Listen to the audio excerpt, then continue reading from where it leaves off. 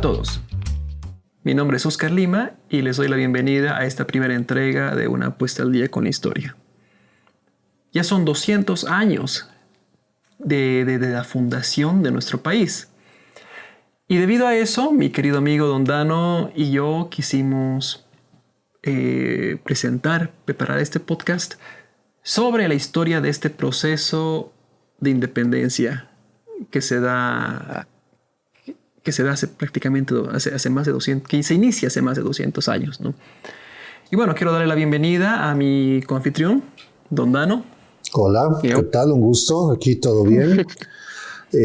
Bueno, listos para hablar también un poco, ¿no? Sobre estos temas que nos conciernen, sobre las cosas que vamos a hacer, bueno, tenemos muchas cosas para hablar, muchas cosas para presentar desde nuestro capítulo inicial que es hoy y los posteriores, ¿no?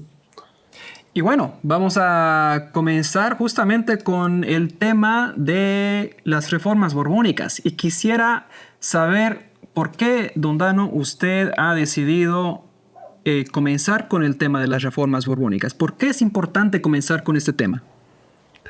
¿Por qué es importante? Porque es importante retroceder prácticamente un siglo al proceso de independencias. Como sabemos, las independencias se van a dar no solamente en Bolivia, sino en América durante toda los primeros 20, 25 años del siglo XIX, ¿no? Entonces, es todo un proceso largo que se va a dar. Pero es importante retroceder prácticamente un siglo más atrás, porque es cuando nosotros vamos a empezar realmente a darnos cuenta cómo se va a empezar a desestructurar el proceso de la formación colonial que vamos a tener y cómo el cambio que se va a tener precisamente con la llegada de los Borbones al trono español y las reformas que van a impulsar estos van a generar realmente este cambio, ¿no? en todo el proceso que va a llevar a la independencia, a la creación de las nuevas repúblicas. Obviamente sí, es un gran cambio el que vamos a tener.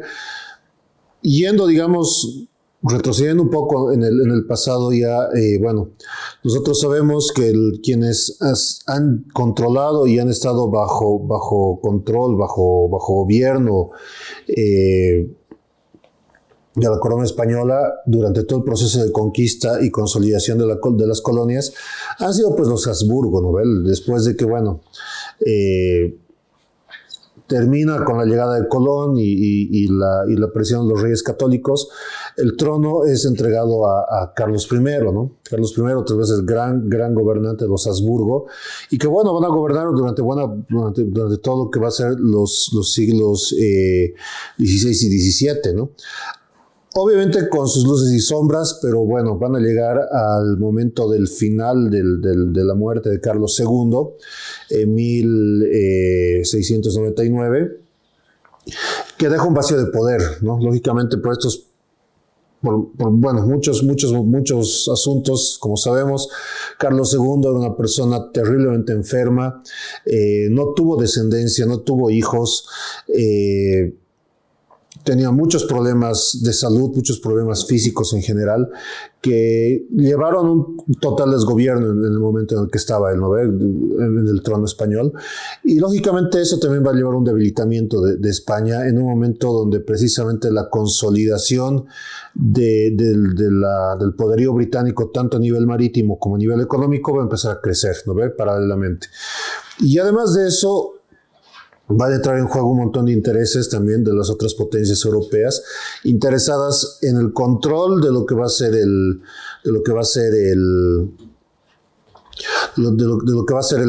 manejo de tanto del trono español como de lo que van a ser las colonias americanas, ¿no? Entonces realmente con lo que se va a dar este proceso, lo que se va a llamar la Guerra de Sucesión, vamos a tener este enfrentamiento entre la dinastía, la familia borbónica francesa, frente a los otros herederos Habsburgo que desde Austria querían retomar el poder y poner otro Habsburgo en el trono español, ¿no? Obviamente todo este proceso de la guerra es un proceso, no lo vamos a poner en detalle, Pero sí es importante, yo creo que para que nosotros empecemos a analizar la llegada de los Borbones. Finalmente triunfan los franceses, triunfa la corona francesa y ellos son los que acaban controlando el gobierno español y ya durante todo el siglo XVIII y bueno, hasta el día de hoy incluso los Borbones están al frente del trono español, ¿no? Entonces ellos controlan hasta el día de hoy la corona, controlan todo lo que es todo lo que es el manejo en ese momento administrativo. Obviamente estamos en una época en plena época de lo que va a ser el absolutismo, en plena época de lo que va a ser la consolidación del despotismo ilustrado. Entonces vamos a tener un resultado muy interesante de ver sobre cómo y cuál va a ser el impacto que va a tener todo eso, no solamente en el territorio de España, sino el impacto que va a generar directamente a sus colonias, ¿no? Porque todo lo que son las colonias que en ese momento ya habían alcanzado un punto máximo de expansión, van a empezar a sufrir una serie de cambios precisamente. Toda esta serie de cambios que va a generar justamente la llegada de los Borbones al trono español nos va a dar pues va a tener para nosotros un impacto muy fuerte, ¿no? Porque realmente si se podría decir, es un cambio brusco que se va a dar en base a lo que son sus reformas, ¿no? Lógicamente los franceses con una lógica totalmente distinta a la tradicional manejada de los Habsburgo, empiezan a manejar el trono de una manera más racionalizada, ¿no? Obviamente con toda esa influencia que estaba viniendo justamente del proceso de ilustración para ellos, el impacto que va a tener en lo que se va a conocer después como la Ilustración española, y la llegada de nuevos personeros, gente preparada, herederos de la Ilustración que van a empezar a ocupar puestos y cargos de poder. Realmente va a llegar a cambiar muchos de los aspectos, como vamos a ver tanto internamente en España, como después vamos a ver que eso se va a reflejar también en las colonias. Y el impacto va a ser casi inmediato, ¿no? Entonces ya durante las primeras décadas del siglo XVIII ya vamos a tener el inicio de estas reformas como un punto de partida para este proceso que 100 años después va a llevar al proceso de la desestructuración de las colonias americanas, justamente de España. Ahora, una pregunta para aquellos que están un poco confundidos sobre qué son los Habsburgo, qué son los Borbones. Estamos hablando de dinastías. Son familias, ¿verdad? Exactamente, son familias reales, las familias reales europeas, ¿no? Que controlan, bueno, prácticamente son familias que se van consolidando desde la Edad Media, prácticamente, en muchos casos, que controlan los tronos. Podemos encontrar hasta ahora, ¿no? Qué sé yo, los Borbones hasta ahora están en el trono español. Obviamente a la fecha, ahora ya no tienen el poder político que tenían antes, ¿no? Pero igual tienen todavía y mantienen sus privilegios. Las familias como los Habsburgo, qué sé yo, los Tudor, que estuvieron tantos años en el poder en el reino británico, en el trono británico, perdón. Un montón de familias reales que están todavía, que algunas se mantienen, otras como que, bueno, se han acabado dispersando, pero todavía se mantienen dentro de lo que son las élites tradicionales europeas hasta el día de hoy, a pesar de que, digamos, no tienen ya ese poder político, que como vamos a ver va a perderse también con la Revolución Francesa y bueno, todos los hechos, las revoluciones liberales que se van a dar en el siglo XIX, pero que bueno, en este momento ya estaban pues totalmente consolidadas, ¿no? Claro, entonces la familia real española ahora es de procedencia francesa, los Borbones. De hecho, exacto. Dato interesante. Bueno, ahora, los Borbones llegan e implementan un montón de reformas, pero para tener un poco de contexto, ¿qué son las cosas que cambian o cómo es que funcionaban estas cosas durante la época de los Habsburgo? ¿No? ¿Cuál sería, digamos, las diferencias con el sistema de los Habsburgo? Las principales... A ver, dentro de las principales diferencias. Bueno, básicamente los Habsburgo, cuando llegan cuando llegan, bueno, logran conquistar, logran consolidar los territorios, empiezan a establecer ciudades, instituciones, qué sé yo, todo un ordenamiento y una estructura político, económico y social dentro de lo que sería el territorio americano. En muchos casos, después de que pasa todo el proceso trágico de la conquista, ¿no? Todo el proceso de la llegada de Pizarro, de Cortés, qué sé yo, de todos ellos, vamos a tener un proceso donde van a empezar más bien a institucionalizar, ¿no? Van a empezar a llegar los ciudadanos españoles, se van a quedar en territorio americano, van a empezar a crear ciudades, van a crear instituciones en torno a las ciudades, se van a crear los virreinatos. Y los Habsburgo como tal simplemente se enfocaban en el cobro de ciertos impuestos, ¿no? Y después de eso, todo lo que era el proceso administrativo prácticamente se lo han dejado a los criollos. Los criollos se han empezado a conformar durante prácticamente 2 siglos como una élite dentro de lo que eran solamente las colonias. Y esta élite como tal va a empezar a establecer sus propios intereses, su propia dinámica dentro del territorio, dentro de las ciudades, dentro de los pueblos,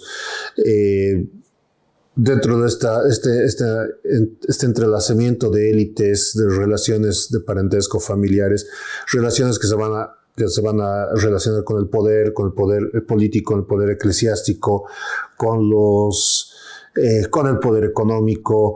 Van a intervenir también, qué sé yo, no solamente los criollos hijos de españoles, los caciques, o sea, esta nobleza indígena que lógicamente es reconocida por los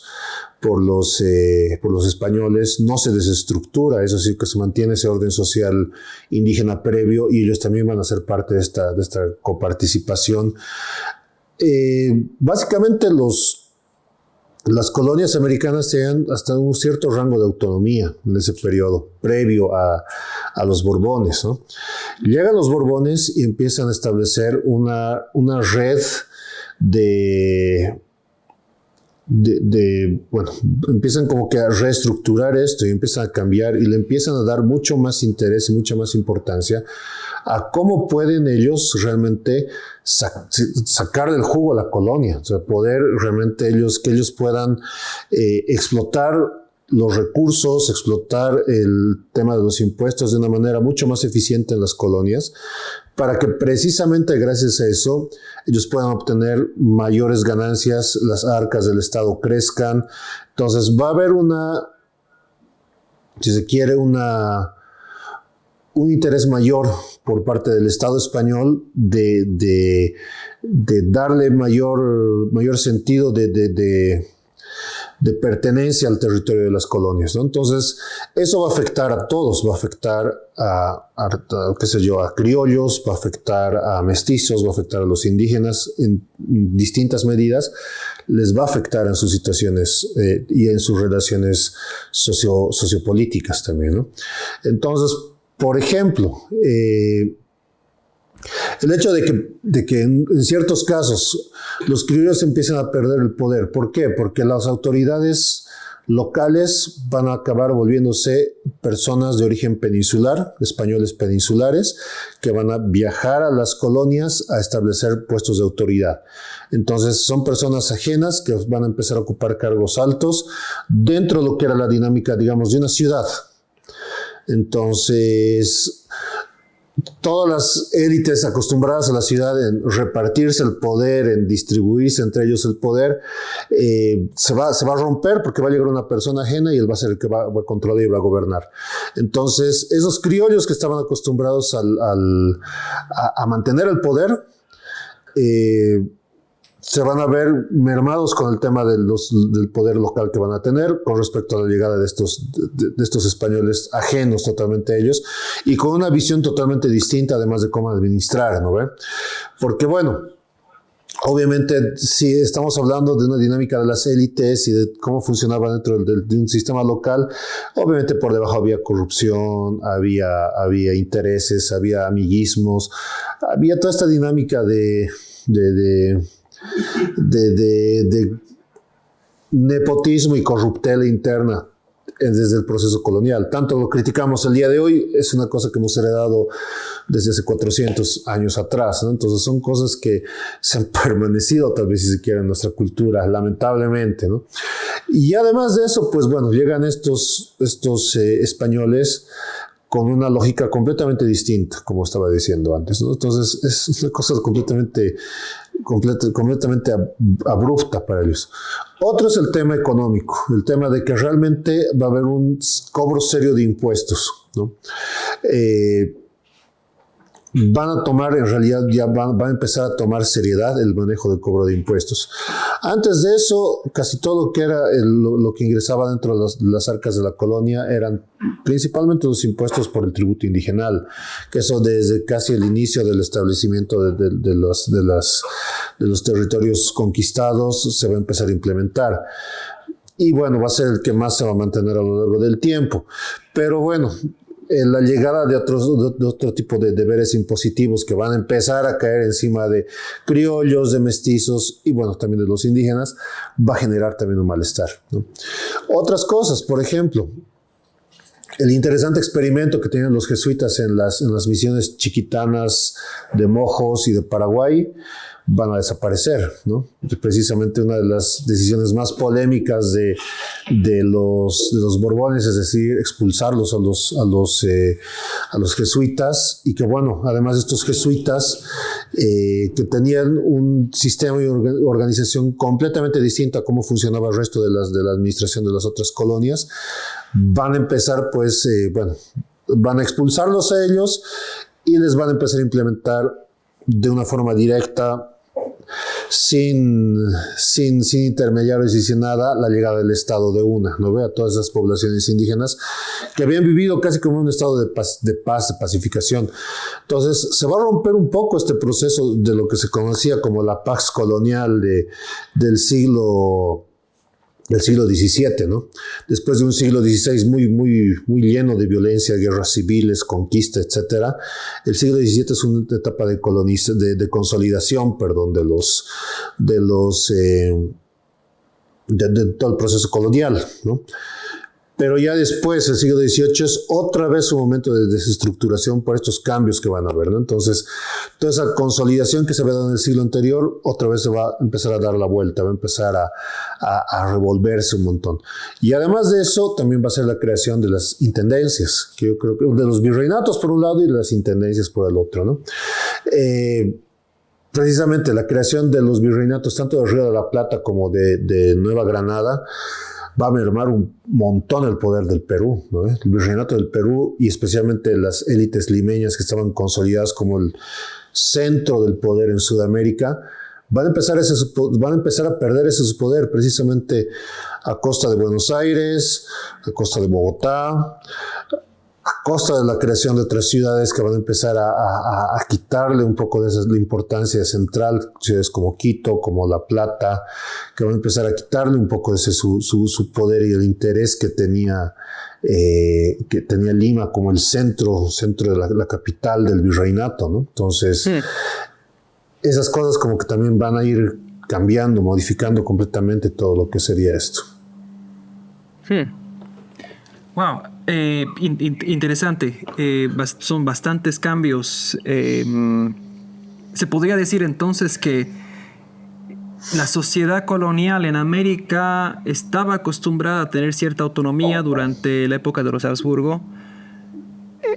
Es interesante que los Habsburgo incluso han mantenido instituciones prehispánicas para mantener esa estabilidad y dar esa apariencia de autonomía, ¿verdad? Exactamente, sí, ¿no? Claro, cosas como el cacicazgo, la mita, son herencias directas en el caso sudamericano, en el caso de lo que eran los territorios coloniales incaicos, ¿no? En el caso mexicano también hay otra serie de instituciones que se van a mantener. No las vamos a hablar ahora, no creo que está fuera de el límite de lo que nosotros estamos viendo, pero tanto el poder de los caciques como la presencia de la mitad creo que son dos cosas importantes que heredamos desde el sistema y la organización incaica, ¿no? Claro, entonces es como que cuando llegan los españoles encuentran una sociedad ya bastante instituciones establecidas y una sociedad bien organizada. Se podría decir que es Exacto. como una pirámide, y lo único que hacen los españoles es simplemente quitar la cabeza, ponerse ellos al mando, pero establecer el resto de la estructura. Exactamente. Bueno, lógicamente estamos hablando de un tiempo donde, por lo menos al comienzo, no llegaban, pues, no, la comparación del nivel de población indígena con respecto al español era muy diferente. Entonces, realmente la población indígena todavía tenía un peso muy fuerte. Entonces, hubiese sido realmente un conflicto muy grande para ellos. Revertir completamente toda la situación social en contra de los indígenas, le hubieran generado inmediatamente rebeliones como han habido casos como los de Vilcabamba, digamos, al inicio de la colonia. Pero lógicamente los españoles se daban cuenta de eso, se daban cuenta que si ellos desestructuraban completamente la sociedad incaica o la sociedad azteca, si se quiere, u otras dinámicas políticas y sociales que tenían los pueblos, por ejemplo, en este caso podemos hablar de los pueblos andinos, obviamente se les venía encima la rebelión y ahí se hubiera terminado el proceso colonial. Y tampoco es para decir que podíamos ser la salida que han hecho los ingleses, ¿no? Que los ingleses obviamente te estaban enfrentando contra pueblos indígenas con una estructura social mucho más sencilla, mucho más simple. No estaban enfrentándose contra un poderoso imperio incaico como el que, qué sé yo, tenemos acá, ¿no? Era realmente un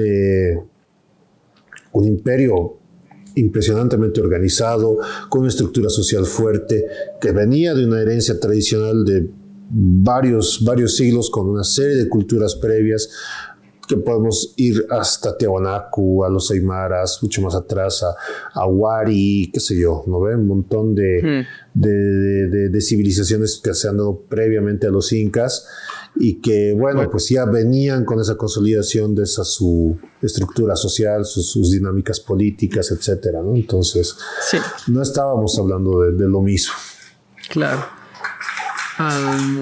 Y de pronto llegan los Borbones y lo que hacen es agarrar las riendas de todo eso. Exacto. Reducir la autonomía no solo de las élites locales, pero de la sociedad colonial en su conjunto, ¿no? Y ahora esta serie de reformas, ¿cómo fue que afectan a criollos, a mestizos y a indígenas? Porque cada uno de ellos sufre las reformas de forma distinta también, ¿no? Claro, exacto. Bueno, afectan en distinta medida, de distinta forma. O sea, realmente, no podemos imaginar, digamos, el impacto que va a tener en cada una de ellas, ¿no? Porque realmente las reformas van a impactar en distinta medida y de distinta forma en muchos de estos sectores. Por ejemplo, ¿no? Podríamos ver el tema de... No, estaba revisando mucha de esta información en obras como las de Los Bolivianos en el Tiempo, donde precisamente te hablan un poco sobre esto, te hablan un poco sobre el impacto que van a tener las reformas. Existe un montón de bibliografía sobre el tema, donde nosotros podemos ir analizando y ver realmente cuál ha sido el impacto, ¿no? Entonces, me parece que es uno de los un trabajo central dentro de esto, y que, bueno, voy a permitirme revisar un par de cosas relacionadas sobre esto, ¿no? Entonces, de momento, por ejemplo, dentro de lo que serían obligaciones fiscales, ¿no? Hablando sobre temas relacionados con los temas impositivos principalmente, ¿no? Criollos, por ejemplo, en temas de la minería,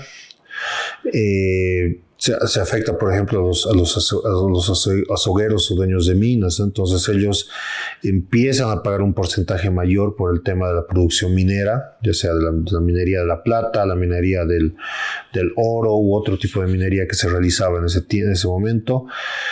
Como también les afecta a estos mismos criollos, por ejemplo, a los hacendados, También tienen que subir el tema del cobro de diezmos, por ejemplo, con relación a la iglesia. Dentro del comercio igual hay una mayor presencia del Estado dentro de lo que eran estos acuerdos y estas relaciones comerciales que van a haber. Entonces surgen cosas como la alcabala, ¿no? Que son impuestos extras como aranceles, si se quiere, dentro de lo que sería el tema del intercambio comercial. Para los mestizos va lo mismo, para el tema de lo que serían los artesanos principalmente, o todos estos trabajadores minoristas. Para los indígenas de la misma manera, con el tema del manejo, por ejemplo, minero también, o sea, la mita se va a ir profundizando en algunos aspectos, va a ir consolidándose en algunos aspectos, pero lógicamente vamos a tener igual un poco mayor de rigidez en el tema de la participación de los indígenas en la mita, con relación al tema de los indígenas tributarios también. Por ejemplo, ellos tenían que aumentar el tema del peso impositivo que van a tener, y así podemos ver una serie de modificaciones que vamos a tener con respecto a los cambios que van a tener las reformas dentro de ellos, ¿no? Entonces, las reformas como tal van a afectar fuertemente a todos los estratos de la sociedad en mayor o en menor medida. Obviamente todo esto no solamente, bueno, esto podemos ver desde distintos puntos de vista, pero en general el efecto que va a tener todo esto va a ser distinto, ¿no? Entonces, realmente, por un momento podemos decir que los indígenas van a tener un impacto muy fuerte. Su efecto va a ser un impacto muy fuerte especialmente en el manejo de sus relaciones con respecto a la corona, ¿no? Otro tema va a ser el tema del reconocimiento de los cacicazgos, como vamos a ver más adelante con el caso de Tomás Katari, por ejemplo, ¿no? Que es un caso, digamos, emblemático del cómo se van intercambiando también estas relaciones sociopolíticas en la colonia. Para los mestizos el efecto va a ser igual impactante, ¿no? Especialmente para comerciantes, artesanos, para sectores gremiales, que van a estar pues también fuertemente influidos por el tema de las rebeliones, ¿no? Vamos a ver los casos de Alejo Calatayud, la situación que se va a dar en Oruro, qué sé yo, un montón de situaciones donde precisamente también vamos a ver nosotros que son casos que van a afectar también el interés y el bolsillo de los mestizos. Y obviamente de los criollos va a ser un efecto, por un lado impositivo, pero también por el otro lado político, ¿no? Entonces, el tema político para ellos, el hecho de verse relegados de sus posiciones de poder, va a generar para ellos igual una molestia, una incomodidad muy fuerte, ¿no?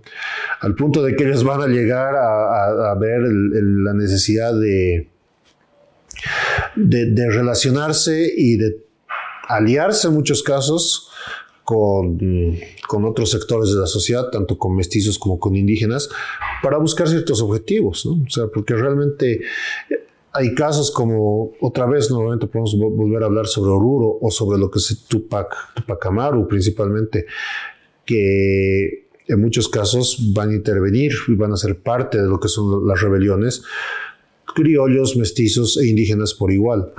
Lo que vamos a ver también en el proceso independentista, ¿no? Entonces, la participación va a ser mayoritaria de todos los sectores de la sociedad, no solamente de un sector como tal. Hay casos y casos, ¿no? Podemos ver dentro de las situaciones, pero bueno, todos van a ser en mayor o menor medida afectados, ¿no? Entonces, eso podríamos ver.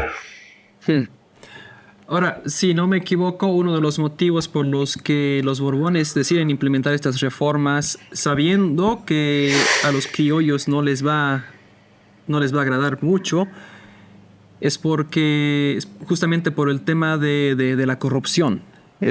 Los peninsulares, los españoles, los Borbones, ven con cierto, ¿cómo se diría?, desagrado, ven con cierto aire de superioridad también a los criollos, a las élites coloniales, por considerarlas corruptas, ¿no? Piensan que también hasta cierto punto tal vez se han degenerado por vivir en este ambiente, ¿no? Que, o sea, que no pertenece a la España peninsular, si es que no me equivoco. Exacto. Exacto, ¿no? Y si no me equivoco, ese es uno de los motivos por los que deciden poner control, ¿no? Exacto.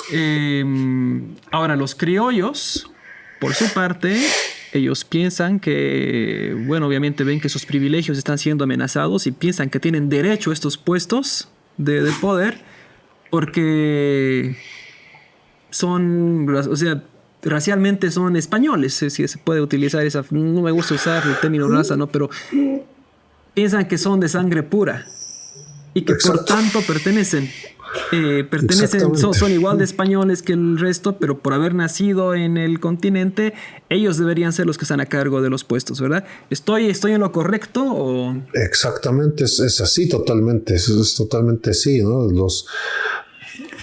Tanto los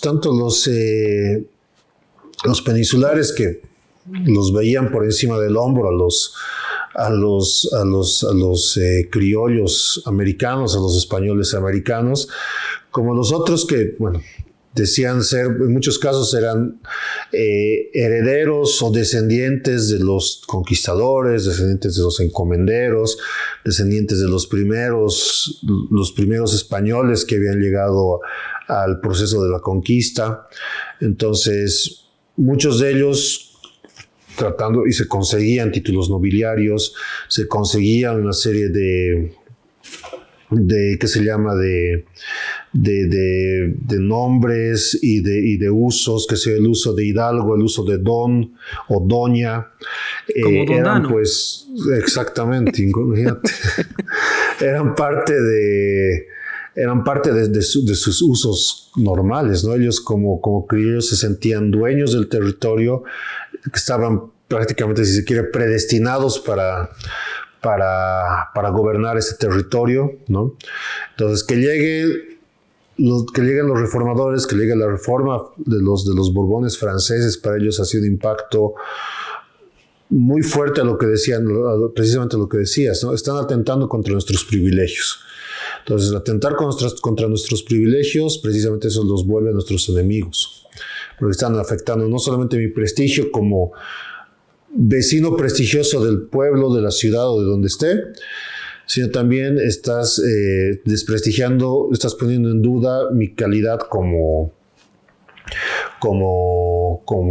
ciudadano incluso, ¿no? Entonces muchos de ellos, bueno, van a luchar por este derecho, este proceso de ser reconocidos como tal, ¿no? Y eso va a durar hasta casi la constitución de Cádiz y bueno, todo el proceso gaditano que se va a dar a comienzos del siglo XIX, ya cuando España va a vivir su propio proceso también de liberalización después de Napoleón, ¿no?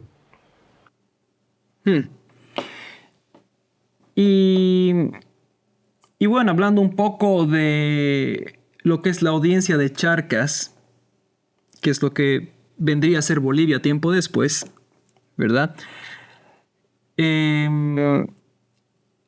Hay una creación de nuevas intendencias en la región. Y justamente la audiencia de Charcas, que con oidores, que si no me equivoco eran principalmente criollos, ven la creación de estas intendencias como una amenaza también para Exacto, ellos, ¿verdad? bueno. ¿No? Para empezar, podríamos decir que el primer efecto fuerte es el hecho de que la audiencia se acaba incorporando al Virreinato de Buenos Aires, ¿no? Claro, para comenzar. Del Río de la Plata, para empezar. Claro, pequeño gran Es una detalle. ruptura muy fuerte, ¿no? Porque para empezar, Lima estaba directamente ligado a los intereses de Potosí y de La Plata, ¿no? Sí. Entonces, y de hecho, territorios más al sur de La Plata y de Potosí, entiendas el norte argentino, Córdoba, Buenos Aires, Paraguay, etcétera, indirectamente estaban subordinados al poder que tenía La Plata. Obviamente Buenos Aires ha ido creciendo a lo largo del tiempo, también por sus cualidades de puerto, por sus cualidades de espacio de intercambio y de comercio, además de un puerto de contrabando.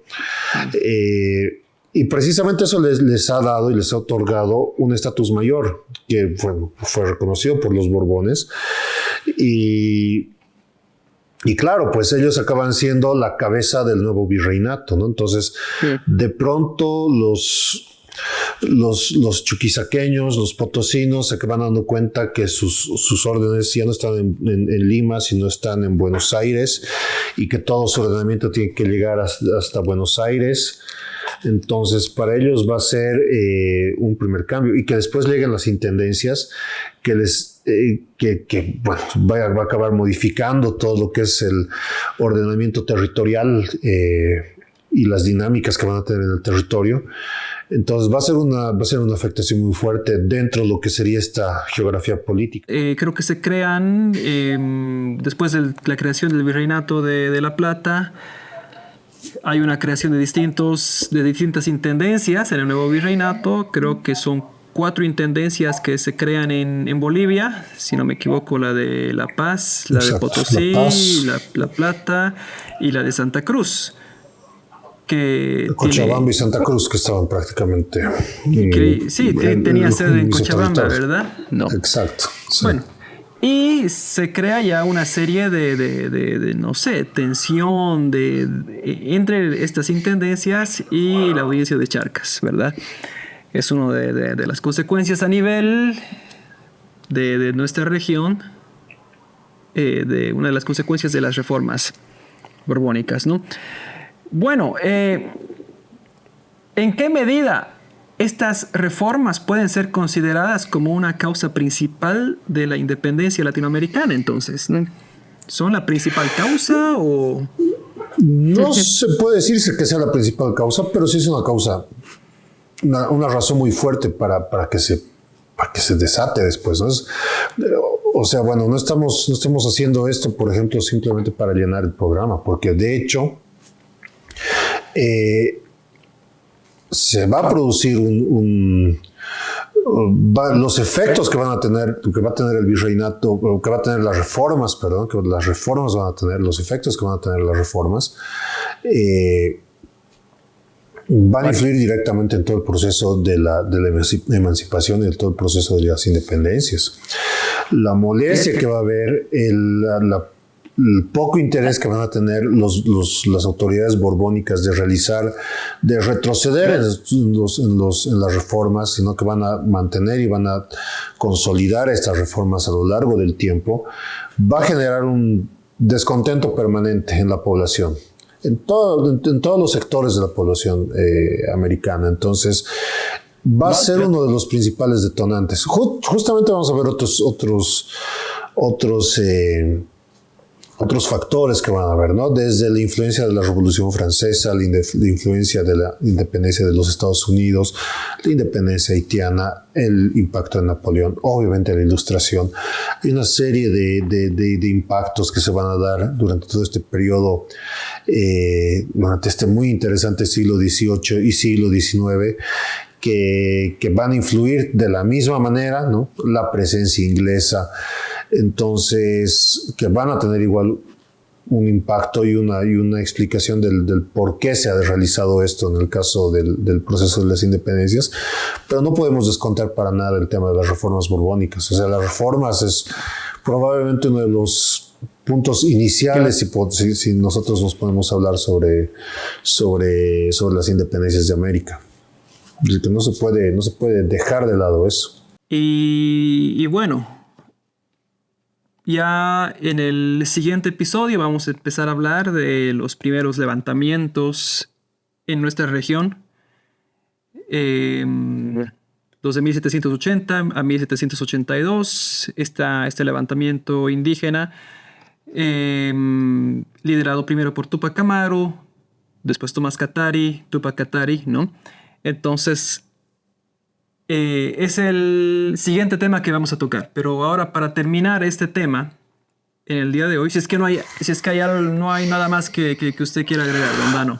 Tal vez una cosa más que es importante. Bueno, a veces vemos las reformas borbónicas como un aspecto negativo. Depende del punto de vista. Negativo tal vez para los privilegios de las personas, negativo tal vez para los criollos o para los caciques o para qué sé yo. Sí, porque efectivamente les ha afectado su bolsillo, les ha afectado sus intereses. Pero podemos ver que también ha tratado de reformar la administración del Estado de una manera mucho más eficiente. O sea, realmente estaban viniendo acá con toda esta herencia y esta consolidación de un nuevo manejo estatal, de un manejo, como he dicho antes, racional del Estado, de un manejo que permitía, por ejemplo, la administración y el ahorro de una manera mucho más eficiente, de no despilfarrar, de luchar contra la corrupción, cosas que podemos ver que son bien importantes en cualquier modelo de organización estatal y que no se cumplían pero para nada dentro de lo que eran las colonias americanas, porque las colonias americanas eran si se quiere, un hermoso caos, ¿no? Hermoso para las personas que se beneficiaban de eso, pero no era para nada beneficioso para el Estado que estaba tratando que estaba con esa carga en contra de ellos, ¿no? Se puede decir que también ha traído cosas interesantes. Por ejemplo, la misión Nordenflich, que es una misión que ha llegado a Potosí para reformar todo el manejo de las minas. Eran ingenieros alemanes contratados directamente por la corona borbónica, que han llegado a Potosí a hacer estudios, los primeros estudios tal vez serios, sobre cómo debería ser el manejo del trabajo y el manejo de la producción dentro de lo que serían las minas potosinas.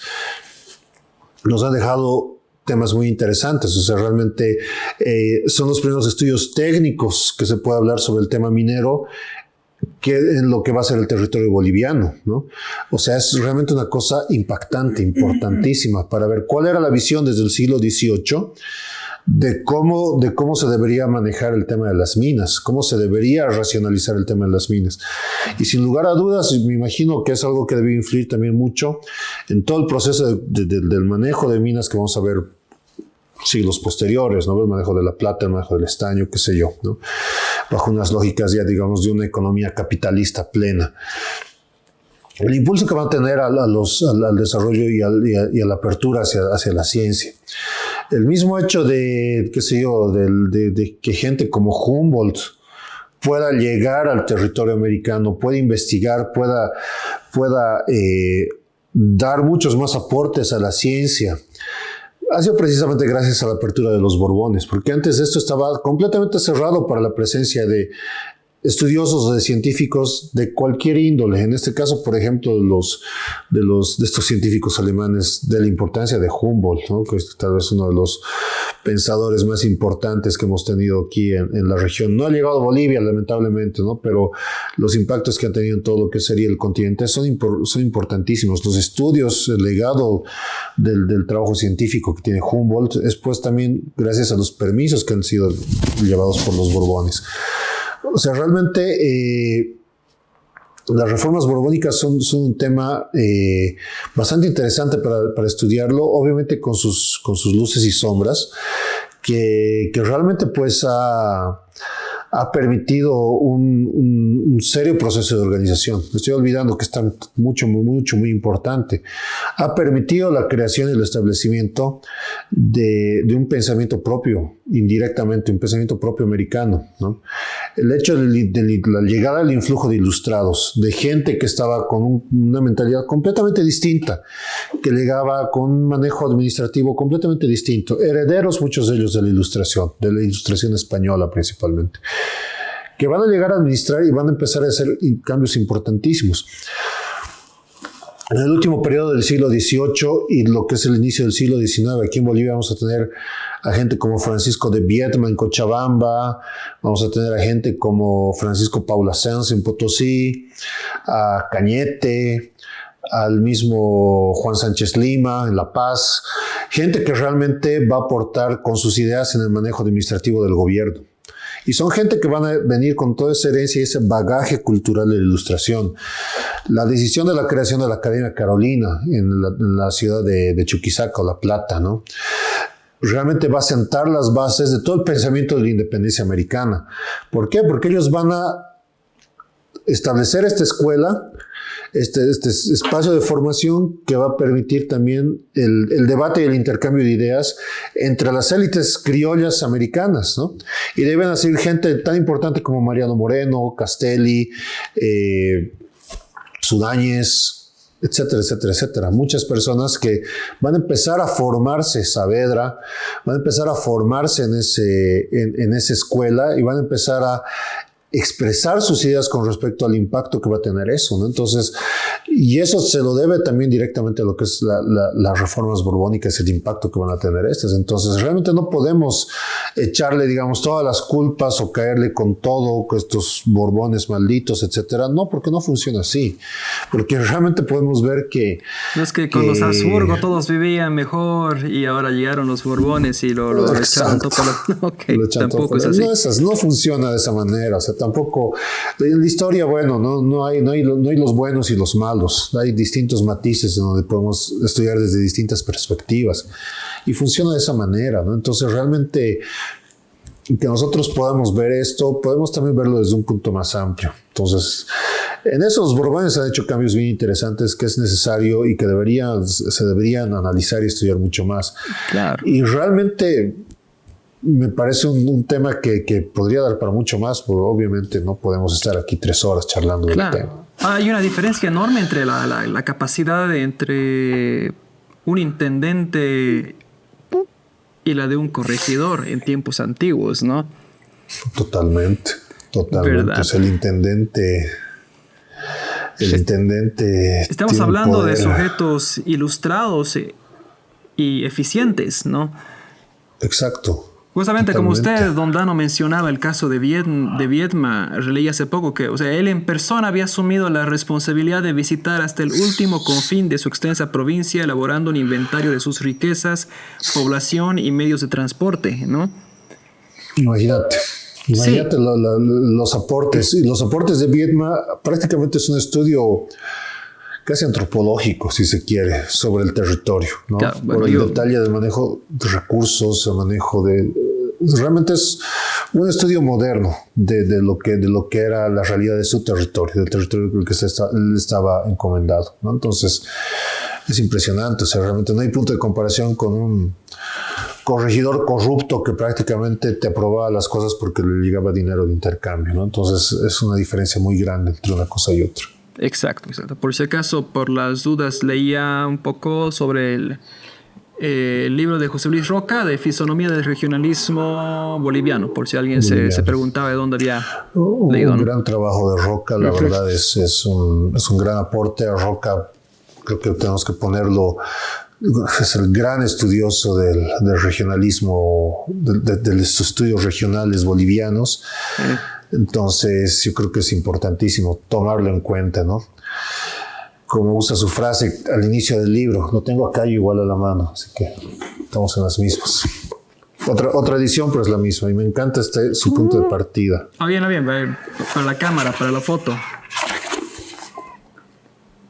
Distintas editoriales, pero es el mismo libro.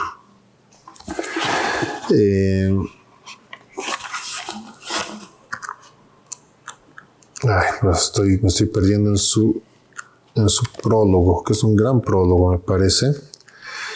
Que me parece que es uno de los puntos más importantes que te dice lo que es la introducción a su primera edición, ¿no? Que dice: la historia de Bolivia no es la historia de la lucha de clases, es más bien la historia de sus luchas regionales, ¿no? Ese punto de partida con el que te parte, con el que inicia el libro José Luis Roca, con esta su primera edición, que era del año 79, me parece, yo creo que es el punto de partida del poder entender también las diferencias de la estructura de lo que sería la construcción nacional, lo que sería la construcción territorial, y que podemos y tenemos que verla desde sus raíces coloniales, ¿no? No solamente desde el inicio republicano, o sea, no solamente desde 1825, desde mucho antes ya se van construyendo estas ideas, ¿no? Entonces, bueno, eso da para un montón de cosas más. Eso daría para otra temporada, yo creo. Bueno, don Dano, si podemos terminar desmintiendo algunos mitos creados por ChatGPT. A ver. Y vamos con el mito número 1, porque yo le pregunté a ChatGPT si me puede dar algunos mitos que podamos desmentir, ¿no? Respecto a las reformas borbónicas, y lo primero que ChatGPT me entregó fue el siguiente, que dice: los reformadores eran ilustrados progresistas casi revolucionarios. Para nada. Eran usualmente... prácticamente eran absolutistas todos, ¿no? Mantenían esta noción del despotismo ilustrado. O sea, realmente no había nada de revolucionario. Bueno, no sé. En general, si nosotros nos podemos hablar de gente de la ilustración, incluso de personas tan emblemáticas como Montesquieu, en ningún momento te habla de situaciones revolucionarias, ¿no? Ellos te hablaban más bien de una modificación dentro de las mismas estructuras, una reforma dentro de las mismas estructuras del Estado, ¿no ve? Del orden establecido. No te hablaba nunca de romper con la estructura, como se va a dar, que sería en la Revolución Francesa, ¿no? O en la creación de repúblicas. Entonces, imposible. Pasamos con el segundo mito. Y se refiere a la figura de José Antonio de Areche, que no habíamos mencionado. ¿Verdad? José Antonio de Areche, que fue, si no me equivoco, ¿cuál era el título? Enviado especial por la corona. Especial. Bueno, creo que se utiliza otra palabra en su título, pero para llevar a cabo estas reformas en el virreinato de Lima. Exactamente. ¿Verdad, no? Entonces, el mito que ChatGPT me dice es: Areche fue el primer fascista del continente, un genocida enviado por la corona para aplastar el despertar del pueblo originario con sangre y fuego. Qué bárbaro. No, es impresionante. No, es bueno, yo creo que hay visiones y visiones, y hay visiones tal vez excesivamente exageradas. Dependiendo mucho también hasta de posiciones hasta ideológicas, ¿no? Que te califican a muchos de estos personajes de esa manera. Cuando te pones a analizar que hay personas como, qué sé yo, Areche, que venía desde una escuela netamente de la Ilustración española, o sea, era un heredero directo que había bebido de la fuente de la Ilustración y de la formación, y lógicamente le ha tocado llegar al territorio justo en pleno proceso de las rebeliones de Tupac Amaru, ¿no? Entonces realmente ha tenido, bueno, no le ha quedado otra más que solucionar las cosas de la mejor manera que para él desde su punto de vista era posible, ¿no? Obviamente sí, eso ha generado mucha sangre, mucha violencia que se daba desde ambos lados, violencia que no sé si se puede decir que sea de un lado o del otro legítima. Sí. Después nos va a tocar hablar mucho más sobre Tupac Amaru y ver también los alcances que ha tenido su rebelión y el impacto que va a tener todo esto. Entonces yo creo que nos puede dar para hablar mucho sobre Tupac Amaru. Y el papel de Areche también en la rebelión. Y el papel de Areche, claro, exactamente, ¿no? Entonces, revisando un poco, el título era visitador general. Era visitador general. Y por último, bueno, pasándonos al otro lado ideológico, tal vez, las reformas borbónicas fueron un noble esfuerzo civilizador, modernizaron América, eliminaron abusos y sentaron las bases del desarrollo. Básicamente no se podría decir eso, ¿no? Porque, por empezar, sí te ha generado, como hemos dicho, cosas interesantes, cosas que se podrían decir positivas, pero tampoco, bueno, ya existía un proceso civilizatorio en América, con los Habsburgo, en el Imperio Incaico, si se quiere, cuando hablamos de los Andes, y existía una noción de civilización, no podemos decir de que va ingresando el proceso de la modernización. Tal vez algunas nociones de la modernidad, en la visión del momento, en la visión, por ejemplo, del siglo XVIII, sí estaban viendo ellos como una... Sí se podría decir que estaban ellos viendo esto como una idea de modernizar el territorio. Pero básicamente han sido reformas que han cubierto la estructura que ya existía. No han desestructurado todo para crear algo nuevo. Entonces, realmente ha sido una modificación de lo que ya existía. Y bueno, para terminar, don Dano, muchas gracias por todo. Yo creo que nos vemos en la siguiente entrega de este podcast. Claro que sí. Y bueno, muchas gracias a todos los que nos siguieron. Y bueno, algunas palabras para despedirse. Bueno, y más allá de eso, un agradecimiento a todos, un fuerte saludo a todas las personas que nos van a seguir, nos van a ver, nos van a escuchar. Y bueno, esperando que sigamos con esto en las siguientes entregas. Tenemos mucho material, muchas cosas más por hablar, mucho por trabajar sobre esto. Es un tema muy interesante ahora que estamos prácticamente encima de lo que va a ser los festejos del Bicentenario de Bolivia. Entonces yo creo que es importante que nosotros también veamos esto, ¿no? Desde un punto de vista de la historia, de un punto de vista del trabajo bibliográfico, ¿no? Entonces eso. Muchas gracias. Y bueno, nos vemos en la siguiente entrega con el tema de las revoluciones indígenas de Túpac Amaru y sobre todo de Túpac Katari en lo que concierne a Bolivia. Estamos hablando de... Fue un pionero realmente de los procesos independentistas. Eso lo hablaremos después. Hay mucho para hablar ahí. Grave. Bueno. Chao.